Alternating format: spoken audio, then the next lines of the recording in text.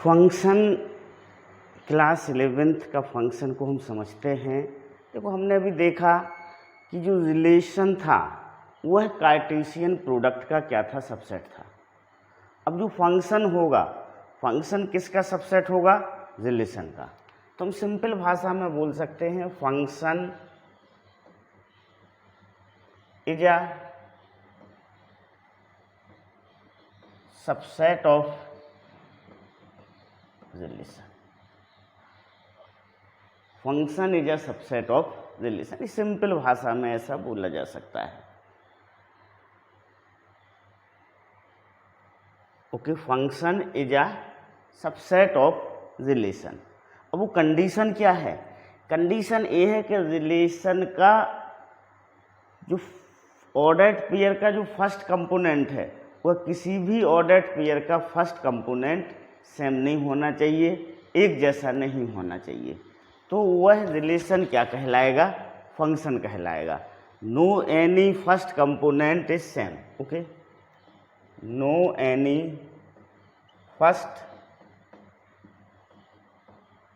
Component is same. Relation में जितने भी एलिमेंट हैं या जितने भी मेंबर हैं, उन ऑर्डर्ड पेयर वाले मेंबर का फर्स्ट कंपोनेंट सेम नहीं होना चाहिए।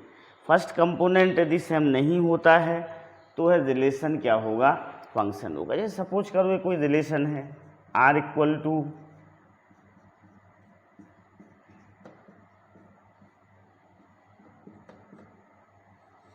तो ये रिलेशन फंक्शन होगा, क्योंकि इसमें जो फर्स्ट कंपोनेंट है, किसी का भी फर्स्ट कंपोनेंट आपस में एक जैसा नहीं है, सेम नहीं है, इक्वल नहीं है। It is a function, it is function. ये क्या होगा, फंक्शन होगा। ओके, अब सपोज करो एक नेक्स्ट एग्जाम्पल लेते हैं। ये R1 ले लिया था, ये R2 ले लिया था, ये कोई रिलेशन है। सपोज करो ये 3 9 है, this is 4 16, this is 5 25 and this is 3 27, इस तरह से। ओके, या 3 माइनस इधर हम क्या ले लें, हाँ 3 27 ले लें, ठीक ना। तो एक रिलेशन में यहाँ पर इसका फर्स्ट कंपोनेंट कितना है, 3 है, इधर इसका भी फर्स्ट कंपोनेंट कितना है, 3 है। तो ये रिलेशन कभी फंक्शन नहीं हो सकता है, ठीक ना, because first component is same. इधर भी 3 है, इधर भी 3 है। दो ऑर्डर्ड पेयर के फर्स्ट कंपोनेंट कैसे हैं, सेम हैं। So it is not function, not function, not function. Reason में हम क्या लिखेंगे, two ordered pair of relation has same first component. Two ordered pair of relation has same first component, same first component, या फिर उसको हम element भी बोल सकते हैं, ठीक ना। तो इससे यह रिलेशन नहीं, रिलेशन फंक्शन नहीं होगा। Okay, understood. दूसरी भाषा में हमेशा बोल सकते हैं लैंग्वेज में, function is a special type of relation in which no two different ordered pair have the same first component. किसी भी 2 डिफरेंट ऑर्डर्ड पेयर का सेम फर्स्ट कंपोनेंट नहीं होना चाहिए। तो function special type of relation है जिसमें किसी भी ऑर्डर्ड पेयर का फर्स्ट कंपोनेंट सेम नहीं होना चाहिए, एक जैसा नहीं होना चाहिए। यहाँ पर हम एक एग्जाम्पल के द्वारा समझते हैं। सपोज करो लेट x 1 2 3 4 है, कोई फंक्शन है, function is from x to x से फंक्शन दिए हुए हैं। अब हमें इनमें से बताना है कि इसमें से कौन सा रिलेशन जो दिया हुआ है फंक्शन है या नहीं है। तो देखो इसमें फर्स्ट कंपोनेंट कितना है, 2 है, इधर भी फर्स्ट कंपोनेंट 2 आ गया, तो ये दो ऑर्डर्ड स्फीयर के फर्स्ट कंपोनेंट कैसे हो गए, एक जैसे हो गए, ये दोनों एक जैसे हो गए, तो ये फंक्शन नहीं होगा, it is not function, no not function, ये फंक्शन नहीं होगा। Okay, understood. क्योंकि ये पहले ऑर्डर्ड पेयर का फर्स्ट कंपोनेंट 2 है, थर्ड ऑर्डर्ड पेयर का भी फर्स्ट कंपोनेंट क्या है, 2 है, तो ये फंक्शन नहीं होगा। 3 1 4 2 1 1, तो ये फंक्शन होगा, S function. Now third, this is 2 1 3 4 1 4 4 4। देखो इन सब में किसी का भी फर्स्ट कंपोनेंट एक जैसा नहीं है, S it is a function, as function, understood. अब देखो सपोज करो ये अपना फंक्शन है, तो इसमें हम क्या बोलेंगे, 2 की इमेज कितनी है, 1 है, इसको ऐसे बोल सकते हैं हम, h2 इक्वल टू क्या होगा, 1 होगा, h3 इक्वल टू क्या होगा, 4 होगा, h1 इक्वल टू भी 4 होगा, और h4 इक्वल टू भी क्या होगा, 4 होगा। इसको हम ऐसे बोलेंगे, द इमेज ऑफ 2 इज 1, 2 की इमेज कितनी है, 1 है, 3 की इमेज कितनी है, 4 है, 1 की इमेज कितनी है, 4 है, और 4 की इमेज भी कितनी है, 4 है। अब यदि हम इसे पिक्टोरियल फॉर्म या एरो फॉर्म में डिनोट करना चाहें तो हम उसको इस तरह से डिनोट करेंगे, एरो फॉर्म में, उसको हम समझते हैं।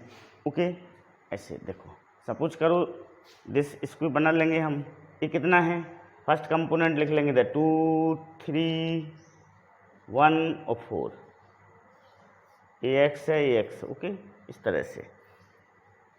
अब 2 की इमेज कितनी है, 1 है, 3 की इमेज कितनी है, 4 है, 1 की इमेज क्या है, 4 है, और 4 की इमेज भी क्या है, 4 है। ओके, ये डोमेन होगा, ये क्या होगा आपका, रेंज होगा। रेंज ये होंगे जो इससे रिलेटेड हैं या जिसकी इमेज इसमें बनी हुई है, वो क्या होगा, रेंज होगा। Okay, understood. दूसरे तरीके से हम फंक्शन की डेफिनेशन को इस तरह से डिफाइन कर सकते हैं। देखो फंक्शन को हम ऐसे रिप्रेजेंट करते हैं, f is a function from a to b, f is a function from a to b। यहाँ पर जो a है ये क्या है, डोमेन है, इसे हम क्या बोलते हैं, डोमेन बोलते हैं इसे को, दिस इज डोमेन। इस a को क्या बोला जाता है, डोमेन बोला जाता है। b क्या होता है, कोडोमेन होता है। ये b जो है दिस इज कोडोमेन, इसको हम क्या बोलते हैं, कोडोमेन बोलते हैं b को। ओके, ये डोमेन है, b कोडोमेन है। तो function f is function from a to b, ये क्या है, एक मैपिंग है। किस तरह से है, every x belong to a, जितने भी एलिमेंट a से बिलोंग कर रहे हैं, is associated with some y in b। इस a का ईच एंड एवरी एलिमेंट इस b के किसी ना किसी एलिमेंट से क्या होना चाहिए, एसोसिएटेड होना चाहिए। Okay, that is a function is defined only when the domain is entirely used up. Domain के सारे एलिमेंट का क्या होना चाहिए, यूज होना चाहिए। सपोज करो कि एग्जाम्पल के द्वारा समझते हैं हम, ये सपोज करो 1 2 3 4, this is a, this is b, this is a b c d e। अब सपोज करो 1 की इमेज कितनी है, a है, 2 की इमेज कितनी है, b है, 3 की इमेज कितनी है, c है। अब सपोज करो यहाँ 4 की कोई इमेज नहीं है, 4 का कोई यूज नहीं हो रहा है। Function is defined only when the domain is entirely used up. ये जो डोमेन है, ये डोमेन के हर एक एलिमेंट की b में कोई ना कोई इमेज होना चाहिए। यहाँ पर 4 की कोई इमेज नहीं है, hence it is not function, ये फंक्शन नहीं होगा। Okay, it is not function. Function क्यों नहीं होगा ये, क्योंकि यहाँ पर इस 4 जो एलिमेंट है डोमेन में, इसकी यहाँ पर कोई इमेज नहीं है। तो देखो जो डोमेन वाला डोमेन होता है पूरा का पूरा यूज्ड अप होना चाहिए, पर वो डोमेन जरूरी नहीं है कि पूरा यूज्ड अप हो, इसमें खाली भी रह सकते हैं। ठीक है, ओके, तो ये फंक्शन नहीं होगा। फंक्शन होने के लिए इस 4 की इस बी में कोई ना कोई उसकी क्या होना चाहिए, इमेज होना चाहिए। यदि कोई उसकी इमेज होगी तो ये फंक्शन होगा, नहीं तो ये फंक्शन नहीं होगा। मीनिंग डोमेन वाले सेट का कोई भी एलिमेंट ऐसा नहीं होना चाहिए जिसकी कोई इमेज नहीं हो, उसकी कोई ना कोई इमेज होना ही चाहिए। Okay, understood. अब नेक्स्ट देखिएगा, देखो second point, no element in A should have more than one image in B. इसको समझिएगा। अब सपोज करो यहाँ पर हम 4 को नेक्स्ट एग्जाम्पल ले रहे हैं, 4 को ई से कनेक्ट कर लें। 4 की इमेज क्या है, ई है, और 4 की इमेज यहाँ पर डी भी ले लें हम, तब भी ये फंक्शन नहीं होगा। No element in A should have more than one image in B. यहाँ पर 4 की इमेज क्या हो गई, डी भी है, और 4 की इमेज ई भी है, इसलिए फंक्शन नहीं होगा। हम इसे यदि हम ऑर्डर्ड पेयर में लेते हैं तो 4 जो बनेगा, इसके 4 डी बनेगा और 4 ई बनेगा, तो फर्स्ट कंपोनेंट के सेम हो जाएगा। इसमें कितना हो जाएगा, देखो ऑर्डर्ड पेयर में सपोज करो यदि हम इस लेते हैं तो आर बनेगा ये आपका 1A, फिर 2B, फिर 3C, फिर 4D और 4E। देखो इन दो ऑर्डर्ड पेयर का फर्स्ट कंपोनेंट कैसा हो गया है, एक जैसा हो गया है, तो ये फंक्शन नहीं होगा। तो फंक्शन होने के लिए उसे इन दो कंडीशन को फॉलो करना पड़ेगा। पहली कंडीशन ये है कि जो डोमेन वाला सेट है वो इंटायरली यूज्ड हो, सारा का सारा यूज होना चाहिए, उसका कोई भी एलिमेंट ऐसा नहीं होना चाहिए जिसकी कोई इमेज ना हो। और दूसरी एक कंडीशन है कि ए के हर एक एलिमेंट की सिर्फ एक ही इमेज होना चाहिए। ओके, दो इमेज नहीं होना चाहिए। No element in A should have more than one image in B. A के ईच एंड एवरी एलिमेंट की ओनली एक इमेज होना चाहिए, ओनली वन इमेज होना चाहिए, सिंगल इमेज होना चाहिए, मोर देन वन इमेज नहीं होना चाहिए। यदि मोर देन वन इमेज होती है तो वो फंक्शन नहीं होगा। यहाँ पर एक फंक्शन नहीं है। ओके, तो यहाँ पर कौन सी दो कंडीशन है, पहली कंडीशन ये है कि जो डोमेन वाला सेट है वो इंटायरली यूज्ड होना चाहिए। इंटायरली यूज से मतलब है कि ए के जितने भी एलिमेंट हैं सारे के सारे एलिमेंट की कोई ना कोई इमेज होना चाहिए। और सेकंड कंडीशन ये है कि डोमेन वाले सेट की जितने भी एलिमेंट हैं सबकी सिर्फ सिंगल इमेज होना चाहिए, डबल इमेज नहीं होना चाहिए। एक और एग्जाम्पल से हम समझते हैं इसे, देखो समझिएगा इसको। देखो जैसे सपोज करो ये आपका कोई एक्स वाई जेड 1 2 3 4, बताइए फंक्शन होगा कि नहीं होगा? दिस इज, बताओ ये फंक्शन होगा कि नहीं होगा? होगा फंक्शन। क्यों होगा? क्योंकि ये दोनों कंडीशन को ही फॉलो कर रहा है। सेट में ए सेट में जितने भी एलिमेंट हैं सारों की इमेज है। एक्स की इमेज कितनी है? 1 है। वाई की इमेज कितनी है? 2 है। और जेड की इमेज कितनी है? 3 है। और किसी भी एलिमेंट की मोर देन वन इमेज नहीं है, एक से ज़्यादा इमेज नहीं है, तो ये क्या होगा? फंक्शन होगा। नेक्स्ट देखिएगा 1 2 3 4 10 11 12 13 14, 1 का इमेज 10, 2 का इमेज 11, 2 का इमेज 12 भी है यहाँ पर, 3 का इमेज 13, 4 का इमेज 14। बताइए ये फंक्शन होगा क्या? नहीं होगा। क्यों नहीं होगा? कि यहाँ पर जो एलिमेंट 2 है इस एलिमेंट की कितनी इमेज हो गई हैं? 2 इमेज हो गई हैं। एक इमेज उसकी 11 है और एक इमेज उसकी 12 है, इसलिए यह फंक्शन नहीं होगा। ओके, नाउ नेक्स्ट एग्जाम्पल देखिएगा। सपोज करो ए है, ये आपका बी है। ए में क्या है? 1 2 3 4 ले लें हम। बी में फिर 10 11 12 13 इस तरह। 1 की इमेज 10 है और यहाँ पर 2 की इमेज भी 10 है, 3 की इमेज 11 है, 4 की इमेज 12 है। बताइए फंक्शन होगा कि नहीं होगा? यहाँ पर 1 की इमेज भी 10 है, 2 की इमेज भी 10 है, तो ये फंक्शन होगा कि नहीं होगा?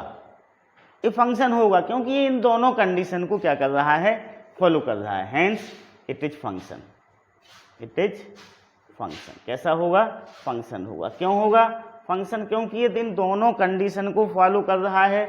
इसमें जो डोमेन वाला सेट है उसके हर एक एलिमेंट की इमेज है और कोई भी एलिमेंट की डबल इमेज नहीं है, किसी भी एलिमेंट की मोर देन वन इमेज नहीं है, hence it is a function. क्या होगा, ये फंक्शन होगा। Okay, class 11th exercise 2.3 NCERT। Okay, ये फर्स्ट क्वेश्चन है आपका, फंक्शन से रिलेटेड है।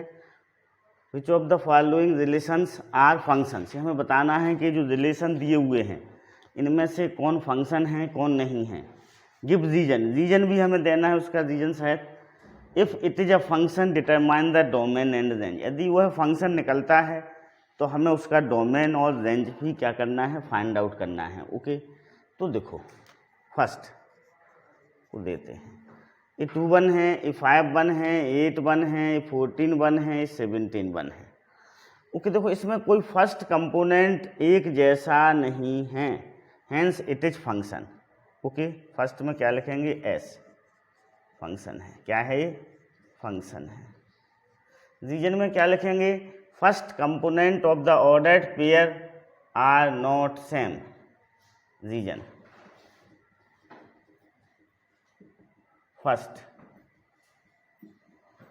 कंपोनेंट, या हम उसे एलिमेंट भी बोल सकते हैं, first component of ordered pair, ordered pair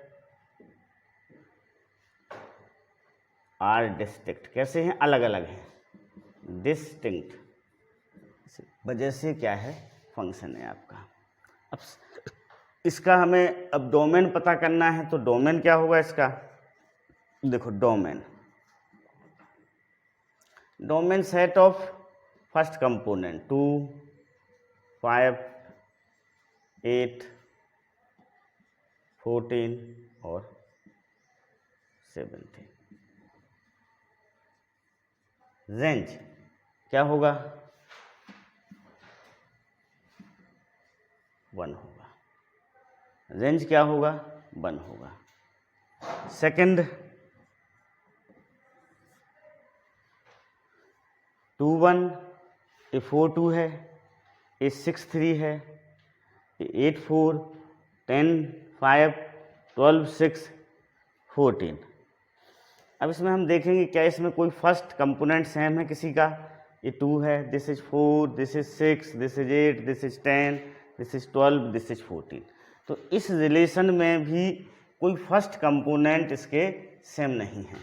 so as it is a function, as function. Reason में हम यही लिखेंगे, first component of ordered pair are distinct. First component कैसे हैं इसके, डिस्टिंक्ट हैं, यही रीजन चलेगा। Okay, same. थर्ड, अच्छा इसका हमें डोमेन निकालना है, डोमेन निकाल लेते हैं हम। डोमेन देखो, डोमेन क्या हो जाएगा, ये 2 4 6 8 10 12 14, 2 4 6 8 10 12 14। रेंज ले लें हम, देखो रेंज, रेंज क्या होगा इसका, second component, set of second component. This is 1 2 3 4 5 6 7, ये रेंज हो जाएगा। सेट ऑफ सेकंड कंपोनेंट क्या होगा, उसका रेंज होगा। Okay, understood. अब आते हैं हम थर्ड पर। देखो थर्ड को समझिएगा, ये 1 3 है, ये 1 5 है, ये 2 5 है। तो देखो थर्ड में पहले और दूसरे ऑर्डर्ड पेयर का फर्स्ट कंपोनेंट कैसा हो गया, एक जैसा हो गया। फर्स्ट कंपोनेंट सेम है, इस वजह से यह फंक्शन नहीं होगा। तो इसका हम आंसर लिख लेते हैं। Okay, first component is same, so it is not a function. Third वाला आपका फंक्शन नहीं होगा। क्यों नहीं होगा, क्योंकि उसका फर्स्ट कंपोनेंट कैसा है, सेम है। Okay, third. No it is not function, यह फंक्शन नहीं होगा। रीजन लिखते हैं हम उसका, because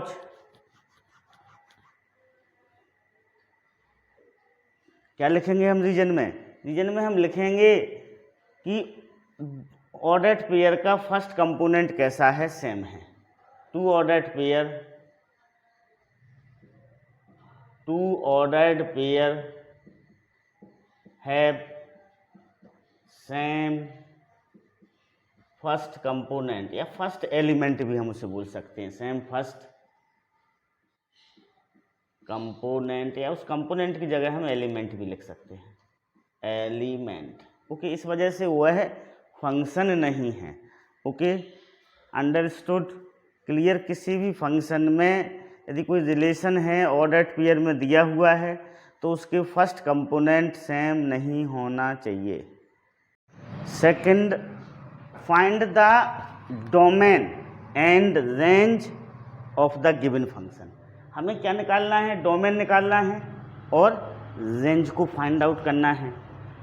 F x equal to minus और मॉडुलस एक्स। देखो, डोमेन क्या होता है? डोमेन होता है कि हम यहाँ पर क्या क्या इनपुट दे सकते हैं, किसी भी फंक्शन में हम क्या क्या इनपुट दे सकते हैं, वह क्या होता है? डोमेन होता है। और रेंज क्या होता है? इनपुट देने पर हमें कौन सी वैल्यू मिल रही है, आउटपुट क्या मिल रहा है, वह क्या होता है? उसका रेंज होता है। तो सबसे पहले हम इसके डोमेन को समझते हैं। हम यहाँ पर क्या क्या इनपुट दे सकते हैं, बताइए, विचार करिएगा। F x equal to minus modulus x. देखो, इनपुट हम ऐसा इनपुट नहीं देंगे जिससे डिनोमिनेटर क्या हो जाए? जीरो हो जाए। जहाँ पर डिनोमिनेटर जीरो होगा वो हम इनपुट नहीं देंगे। यहाँ पर ऐसा डिनोमिनेटर में तो कुछ है नहीं है, तो डिनोमिनेटर कभी जीरो होने की संभावना ही नहीं है। तो यहाँ पर इसमें हम कोई भी रियल नंबर इनपुट कर सकते हैं। क्या कर सकते हैं? कोई भी रियल नंबर। तो इसका डोमेन क्या होगा? डोमेन होगा all real number, all real number. इसे हम आर से भी बोलते हैं। किससे बोलते हैं? आर से। इसका डोमेन क्या होगा? कैपिटल आर होगा। क्योंकि इस फंक्शन में हम कोई भी रियल नंबर रखें, इसका डिनोमिनेटर जीरो नहीं हो रहा है, रूट के अंदर नेगेटिव नहीं आ रहा है। यदि रूट के अंदर नेगेटिव भी नहीं आना चाहिए, रूट के अंदर नेगेटिव आता है तो वो रियल नंबर नहीं होता है, होता तो नहीं है। तो ये दोनों नहीं आ रहे हैं, तो इसमें इसका जो डोमेन होगा वो ऑल रियल नंबर होगा। डोमेन निकालते समय हमें ध्यान रखते हैं कि डिनोमिनेटर जीरो नहीं हो रहा हो। जिन पॉइंट पर डिनोमिनेटर जीरो हो रहा हो उन पॉइंट को हम क्या कर देते हैं? हटा देते हैं। रूट के अंदर कोई वैल्यू नेगेटिव नहीं आ रही हो, जिन पॉइंटों पर रूट के अंदर वैल्यू नेगेटिव आती है वो पॉइंट भी हटा दिए जाते हैं। रूट के अंदर जो वैल्यू होती है वो जीरो या जीरो से बड़ी होना चाहिए। तो इसका डोमेन क्या हो जाएगा? All real number. अब हम रेंज की बात करते हैं। यहाँ पर हम एक्स की जगह ऑल रियल नंबर पुट करेंगे, कोई भी रियल नंबर पुट करेंगे तो हमें आउटपुट क्या मिलेगा? आउटपुट क्या मिलेगा? वो रेंज होगा आउटपुट। तो हम उसको देखते हैं। देखो, आपको पता है कि यदि सपोज करो f x equal to modulus x है। अब मॉडुलस का मीनिंग क्या होता है कि हम यहाँ कुछ भी पुट करें, एफ माइनस टू पुट करें तो माइनस टू का मॉडुलस टू ही आएगा। ये ऑलवेज कैसा आता है? पॉजिटिव आती है। इसमें आउटपुट क्या आता है? पॉजिटिव रियल नंबर आता है। कुछ भी पुट करें हम, पॉजिटिव पुट करेंगे तो पॉजिटिव आएगा, कोई नेगेटिव वैल्यू पुट करेंगे तब भी पॉजिटिव आएगा। तो f x equal to modulus x का रेंज क्या होगा? ऑल नॉन, कभी नेगेटिव वैल्यू नहीं आती है। अब यदि हम इसको माइनस को हटा दें तो इसकी वैल्यू कैसी आएगी? Non negative. कैसी आएगी? Non negative. आएगी कि नहीं आएगी? और यदि हमें माइनस अंदर, देखो नॉन नेगेटिव का मतलब होता है जीरो और पॉजिटिव वैल्यू, जीरो और पॉजिटिव वैल्यू। अब माइनस से अंदर इनटू करेंगे तो हम जीरो भी आएगा और नेगेटिव आएगा। तो इसका जो रेंज होगा, इसका रेंज होगा all non positive real number. कभी पॉजिटिव नहीं आएगा, नॉन पॉजिटिव रियल नंबर होगा। क्या होगा? Non positive real number. कहने का मतलब इसकी जो रेंज में कभी पॉजिटिव वैल्यू नहीं आएगी। क्यों नहीं आएगी? क्योंकि आगे माइनस लगा हुआ है और इसकी वैल्यू ऑलवेज पॉजिटिव आना है। कैसी आना है? पॉजिटिव आना है। तो माइनस से इनटू हो जाएगा। या दूसरी भाषा में हम इसको ऐसे लिख सकते हैं, माइनस इन्फिनिटी से जीरो। यहाँ पर क्लोज इंटरवल लगेगा और यहाँ पर ओपन इंटरवल लगेगा। तो ये इसकी क्या होगी, रेंज होगी, -∞ से 0 इसकी रेंज होगी। Okay, understood. Non positive real number को अपन इस ब्रैकेट के फॉर्म में इस तरह से लिख सकते हैं, -∞ से 0, या फिर उसको हम ऐसे भी लिख सकते हैं, f(x) इज ग्रेटर देन -∞ और लेसर आर इक्वल टू 0, ऐसा भी लिखा जा सकता है। f(x) की जगह हम y भी लिख सकते हैं। तो यह उसका क्या होगा, रेंज होगा। Okay, understood. अब हम सेकंड क्वेश्चन पे आते हैं। देखो इसके f(x) इक्वल टू √9 - x² है। नेचुरल बात है कि हमें जो रूट के अंदर जो वैल्यू लिखी हुई है वह कैसी होना चाहिए, पॉजिटिव होना चाहिए या फिर 0 के इक्वल भी चल जाएगी। तो इसके डोमेन के निकालने के लिए, डोमेन क्या होगा, डोमेन निकालने के लिए हमें इस इनइक्वलिटी को सॉल्व करना पड़ेगा। 9 - x² is greater or equal to 0, क्योंकि हमें रूट के अंदर पॉजिटिव वैल्यू चाहिए है। रूट के अंदर नेगेटिव वैल्यू डिफाइन नहीं होती है, रूट के अंदर कोई नेगेटिव वैल्यू डिफाइन नहीं होती है, तो पॉजिटिव चाहिए है। तो 9 - x² is greater or equal to 0, positive है, 0 चलेगा रूट के अंदर, ठीक है ना। अब हम इसको सिंपलीफाई किए लेते हैं। ये क्या हो जाएगा, 9 is greater or equal to, या फिर कम करते हैं, 9 को हम इधर ले आते हैं तो -x² is greater or equal to -9, ठीक है। इस तरह से करते हैं, ये हो गया आपका। या फिर हम उसको इस तरह से लें, देखो ये क्या है आपका, इसको हम ऐसे लिख सकते हैं, -x² + 9 is greater or equal to 0, लिख सकते हैं, लिख सकते हैं। अब multiplying both side by -1, multiplying both side by -1, तो ये क्या हो जाएगा, x² - 9 is lesser or equal to 0। Inequality को हम माइनस नंबर से मल्टीप्लाई करते हैं तो इनइक्वलिटी का साइन चेंज हो जाता है। अब इधर ग्रेटर था, अब क्या हो गया, लेसर हो गया। x² को -1 से इंटू किया तो x² आ गया, 9 को -1 से इंटू करेंगे तो -9 आएगा, और इनइक्वलिटी क्या हो जाएगी, चेंज हो जाएगी। 0 को -1 से इंटू करने पर वो 0 ही आएगा। ओके, तो x² - 9 is lesser or equal to 0 हो गया। इसका हम फैक्टराइजेशन करें तो x - 3 into x + 3 is lesser or equal to 0, क्या हो गया, लेसर आर इक्वल टू 0 हो गया। अब इसको हम नंबर लाइन पर लेते हैं तो ये 3 आएगा और ये -3 आएगा, this one plus minus plus. Okay, plus से हम शुरू करेंगे। अब लेसर लगा हुआ है तो माइनस वाला इंटरवल अपना क्या होगा, आंसर होगा। तो इसका जो सॉल्यूशन होगा, यहाँ पर x की वैल्यू क्या होगी, ग्रेटर आर इक्वल टू -3 और लेसर आर इक्वल टू 3 होगी। तो ये उसका डोमेन हो जाएगा। क्या हो जाएगा इसका डोमेन, हम ऐसे लिख लें, डोमेन इंटरवल फॉर्म में लिखेंगे तो -3 से 3 अपना क्या आ गया, डोमेन आ गया।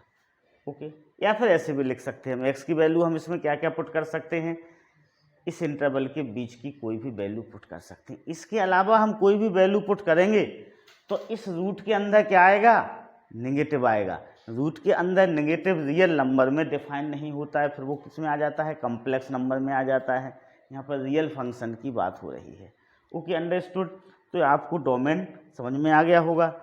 अब देखो, इसको हम ऐसे भी और कर सकते हैं। इसके लिए आपको इंटरवल वगैरह सॉल्व करने के तरीके के लिए क्वाड्रेटिक इनइक्वलिटी की एक वीडियो डली हुई है हमारी, Anil Jain classes. Quadratic equation डालोगे, क्वाड्रेटिक इनइक्वलिटी, तो आपको ये किस तरह से इनको सॉल्व किए जाते हैं ये मिल जाएगा। दूसरा तरीका इसको ले सकते हैं हम सॉल्व करने का, इस तरह से ले सकते हैं। सपोज करो ये क्या लिखा हुआ है, x² इज लेसर देन 9 लिखा हुआ है, तो हम डायरेक्ट लिख सकते हैं -3 से 3। क्या लिख सकते हैं डायरेक्ट, -3 से 3। x² is lesser or equal to 9, तो x किससे बिलोंग करेगा, -3 से 3। ये नहीं करना हो तो आप उसे ऐसा डायरेक्ट लिख सकते हैं। Okay, understood. हम रेंज की ओर बढ़ते हैं। अब हमें इसका रेंज को फाइंड आउट करना है। इनपुट तो हमने पता कर लिया कि हम इसमें क्या क्या वैल्यू पुट कर सकते हैं, तो हमें पता चल गया कि इसमें हम -3 और 3 के बीच की वैल्यू पुट कर सकते हैं। अब उसका रेंज क्या होगा, वैल्यू पुट करने पर हमें क्या क्या मिलेगा उसको हम समझते हैं। देखो एफ एक्स इक्वल टू क्या है, root 9 minus x square. Natural बात है, रूट के आगे प्लस साइन, कोई साइन नहीं है तो क्या माना जाएगा, प्लस माना जाएगा। तो इसकी जो वैल्यू है वो ऑलवेज कैसी आएगी, पॉजिटिव आएगी। जीरो आएगी या पॉजिटिव आएगी, नेगेटिव नहीं आती है, ठीक ना। जैसे मान लो f x equal to root x लिखा है तो इसकी वैल्यू ऑलवेज पॉजिटिव आएगी। यहाँ पर कोई साइन नहीं दिया हुआ है तो वो पॉजिटिव माना जाएगा। यदि हमें इसको नेगेटिव यदि साइन देना है तो क्वेश्चंस में ऐसा लिखा रहेगा f x equal to minus root x. Okay, understood. तो पहली बात ये ध्यान में रखना है कि इसकी वैल्यू कैसी आएगी, पॉजिटिव आएगी। अब मान लें कि इसकी वैल्यू बाई आ रही है, कितनी आ रही है, बाई, तो बाई इक्वल टू क्या हो जाएगा, 9 माइनस एक्स स्क्वायर हो जाएगा। स्क्वायरिंग करेंगे दोनों तरफ तो y square equal to 9 minus x square. Okay, अब हमें एक्स स्क्वायर की वैल्यू चाहिए है, एक्स स्क्वायर की वैल्यू हमें पता है, तो एक्स स्क्वायर इक्वल टू कितना हो जाएगा, 9 माइनस बाई स्क्वायर, और x इक्वल टू क्या हो जाएगा, रूट 9 माइनस बाई स्क्वायर। अब देखो x की वैल्यू कैसी है, रियल है, तो y की वैल्यू भी कैसी होना चाहिए, रियल होना चाहिए। तो 9 माइनस बाई स्क्वायर कैसा होना चाहिए, ग्रेटर आर इक्वल टू 0 होना चाहिए। ओके, इसको हम जब सिंप्लीफाई करेंगे तो ऐसा ही बन जाएगा, y square lesser or equal to 9। तो y की वैल्यू कैसी होगी, ग्रेटर आर इक्वल टू -3 और लेसर आर इक्वल टू 3 होगी। पर y की वैल्यू कभी निगेटिव नहीं होगी, y की वैल्यू कभी हमें निगेटिव नहीं लेना है। तो इसका रेंज क्या हो जाएगा, इसका रेंज हो जाएगा y is greater or equal to 0 lesser or equal to 3। इसमें से हम निगेटिव वैल्यू को क्या करेंगे, डिलीट कर देंगे, हटा देंगे, या ऑर्डर या इस तरह से आ जाएगा क्लोज इंटरवल में 0 से 3, ये उसकी क्या होगी, रेंज होगी। तो देखो किसी भी रूट वाले का हमें रेंज फाइंड आउट करना है तो पहली बात तो हमें ध्यान रखना पड़ेगा यहाँ पर कौन सा साइन है। कोई साइन नहीं है तो पॉजिटिव माना जाएगा, तो इस पूरे की वैल्यू क्या होगी, पॉजिटिव होगी। कोई भी रियल नंबर रखेंगे तो वैल्यू इसकी क्या आएगी, पॉजिटिव आएगी। तो ये -3 y is greater or equal to -3 से 3 आया, तो इस नेगेटिव वाले पोर्शन को हमने हटा दिया, तो इसकी रेंज क्या होगी, 0 से 3 इसकी क्या होगी, रेंज होगी। Okay, understood. Okay, now third, a function f is defined by f x equal to 2x minus 5। कोई फंक्शन है उस तरह से डिफाइन है f x equal to 2x minus 5 से। Okay, write down the value of, हमें f0 की value निकालना है फर्स्ट। तो f0 इक्वल टू क्या होगा, यहाँ पर जहाँ जहाँ x लिखा होगा उधर हम क्या पुट करेंगे, 0 पुट करेंगे, -5 हो जाएगा। सेकंड f7, तो ये क्या होगा, 2 into 7 -5, this is 14 minus 5 equal to 9। f-3, this is 2 into -3 -5, -6 -5 equal to -11। Okay, तो इस तरह से फंक्शन की हम वैल्यू को क्या करते हैं, फाइंड आउट करते हैं।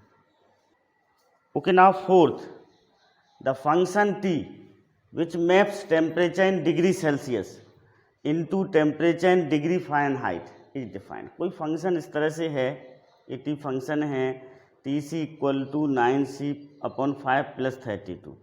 ये जो टेम्परेचर किस में रखा गया है, डिग्री सेल्सियस में। यहाँ पर हम जो C की वैल्यू रखेंगे वो डिग्री सेल्सियस में है। यहाँ पर जो आंसर निकलेगा वो डिग्री फ़ारेनहाइट में निकलेगा। ओके, तो फर्स्ट देखिएगा, T0 कितना हो जाएगा, 9 इंटू 0/5 + 32 इक्वल टू क्या आ जाएगा, 32 डिग्री फ़ारेनहाइट आ जाएगा ये। सेकंड T28, 9 इंटू 28 है, C की जगह हम क्या पुट करेंगे, 28 पुट करेंगे C की जगह, /5 + 32। अब देखो ये कैंसिल तो हो नहीं रहा है, तो हम क्या करेंगे, एलसीएम लेंगे। एलसीएम कितना आएगा, 5, इधर कितना आएगा, 9 इंटू 28, इधर 32 इंटू 5 आएगा। ओके, अब 9 8 जा 72 होता है, 7 के भी ऊपर 9 2 जा 18, तो 25 हो जाएगा। प्लस 0 160 अपॉन 5, इसको ऐड कर लें तो 2 आएगा, 6 5 11 1 2 2 4 अपॉन 5, फारेनहाइट में आ जाएगा ये आपका आंसर, आप उससे डिवाइड भी कर सकते हैं। Okay, now third, okay third t -10, तो यहाँ पे हम c की जगह क्या पुट करेंगे -10, 9 इंटू -10 अपॉन 5 प्लस 32, 5 से इसको हम डिवाइड कर लेंगे तो -2 हो जाएगा, -18 plus 32 equal to 14 degree Fahrenheit, कितना हो जाएगा 14 डिग्री फ़ारेनहाइट हो जाएगा। फोर्थ में पूछा था value of c when Tc equal to 212, यहाँ पर Tc दिया हुआ है 212, फोर्थ Tc कितना दिया हुआ है 212, तो इस फार्मूले में हम वैल्यू पुट करेंगे। देखो तो Tc की जगह हम क्या लिखेंगे 212 9c अपॉन 5 प्लस 32 लिखेंगे। ओके, तो दिस इज क्या हो जाएगा, this one is 212 minus 32 equal to 9c upon 5, so this is 9c upon 5 equal to क्या होगा 180 होगा। 212 माइनस 32 किसके इक्वल होगा 180 के इक्वल होगा, तो 9c upon 5 equal to 180। Okay, understood. अब हम c की वैल्यू को क्या करेंगे फाइंड आउट करेंगे, तो देखो c इक्वल टू हो जाएगा आपका 180 इंटू 5 अपॉन 9 होगा। ओके, इसको हम सॉल्व करेंगे तो कितना आ जाएगा 100 डिग्री सेल्सियस आ जाएगा, कितना आ जाएगा 100, 9 2 जा 18 होता है तो 20 इंटू 5 कितना हो जाएगा 100 डिग्री सेल्सियस अपना क्या आ जाएगा आंसर आ जाएगा। Okay okay, now next find the range of each of the following function, range निकालना है हमें। ओके, फर्स्ट क्या है f(x) equal to 2 minus 3x, x belong to real number और x कैसा है ग्रेटर देन 0, ये डोमेन दिया हुआ है हमें कि x ग्रेटर देन 0 है। ओके, देखो x ग्रेटर देन 0 है, इसका मीनिंग क्या है, इसका मीनिंग ये है कि x is greater than 0 and lesser than infinity. Okay, x is greater than 0 का मतलब क्या है कि x 0 से बड़ा है पर इन्फिनिटी से कैसा है छोटा है। अब इसमें 3 से मल्टीप्लाई कर दें, हमें फाइंड आउट करना है, इसको हमें बनाना है यहाँ पर 2 माइनस 3x को बनाना है, तो हम थ्रू आउट 3 से क्या कर रहे हैं मल्टीप्लाई कर रहे हैं, 0 into 3 lesser than 3x this in infinity into 3। अब देखो 0 का 3 से मल्टीप्लाई करेंगे तो 0 आएगा, इन्फिनिटी का भी 3 से मल्टीप्लाई करेंगे तो क्या आएगा इन्फिनिटी ही आएगा। ओके, अब यहाँ पर -3x है तो हम मल्टीप्लाइंग बाय -1, सारी इनइक्वलिटी को -1 से मल्टीप्लाई कर दें, मल्टीप्लाइंग बाय -1 से हम क्या कर रहे हैं मल्टीप्लाई कर रहे हैं, तो क्या हो जाएगा -1 इंटू 0। अब इनइक्वलिटी चेंज हो जाती है, माइनस से मल्टीप्लाई करने पर इनइक्वलिटी अपने साइन को क्या कर लेता है चेंज कर लेता है, माइनस इन्फिनिटी हो गया। ओके, तो ये ऐसा हो जाएगा 0 इज ग्रेटर देन -3x, इसको हम इस तरह से लिख लेंगे -3x is lesser than minus infinity.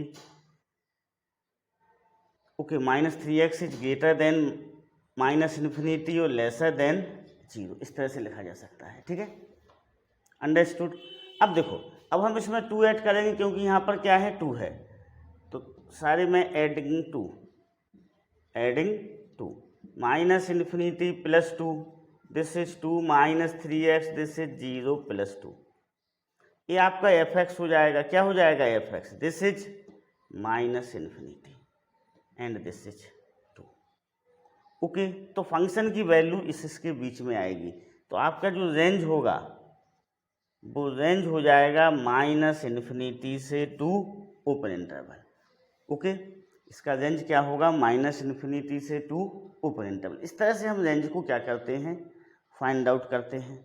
Okay, note कर लीजिएगा, जिन्हें नोट करना हो कर लो। Second, f(x) equal to x² + 2 और x किससे बिलोंग कर रहा है, रियल नंबर से। हमें इसका रेंज निकालना है।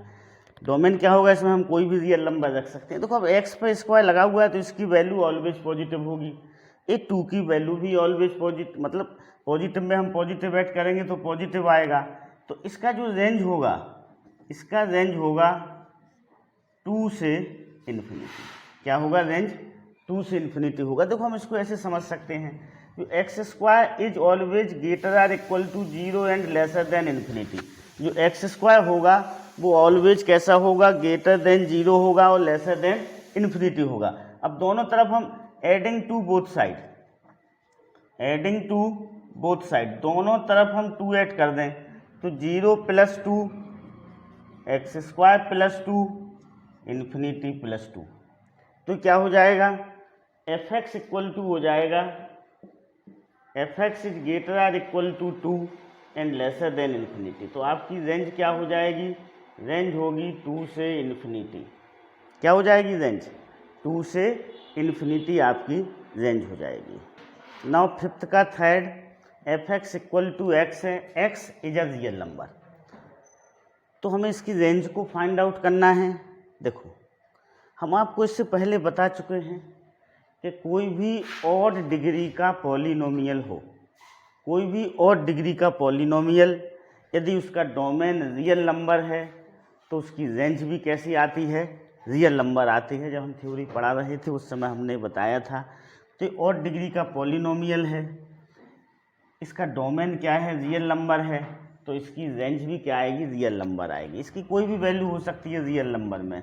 तो third, f(x) equal to x है और x किससे बिलोंग कर रहा है, रियल नंबर से, मीन्स इसका डोमेन क्या है, रियल नंबर है। तो इसकी रेंज भी क्या होगी, रियल नंबर ही होगी। Real number means open interval में -∞ से इन्फिनिटी। ओके, यहाँ पर हम x की कोई भी वैल्यू रख सकते हैं, पॉजिटिव भी रख सकते हैं, कोई कंडीशन तो दी नहीं है। डोमेन क्या है, रियल नंबर है। तो कोई भी ऑड डिग्री का polynomial if domain is real, domain कैसा हो, रियल नंबर हो, domain is real number, then range of any odd degree polynomial, range of any odd degree polynomial is real number. क्या होता है, रियल नंबर होता है। That is -∞ से infinity. यदि कोई भी ऑड डिग्री का पॉलिनोमियल हो और उसका डोमेन रियल नंबर हो तो उसका रेंज भी क्या होता है, रियल नंबर होता है। रियल नंबर का मीनिंग होता है -∞ से इन्फिनिटी। Okay, understood.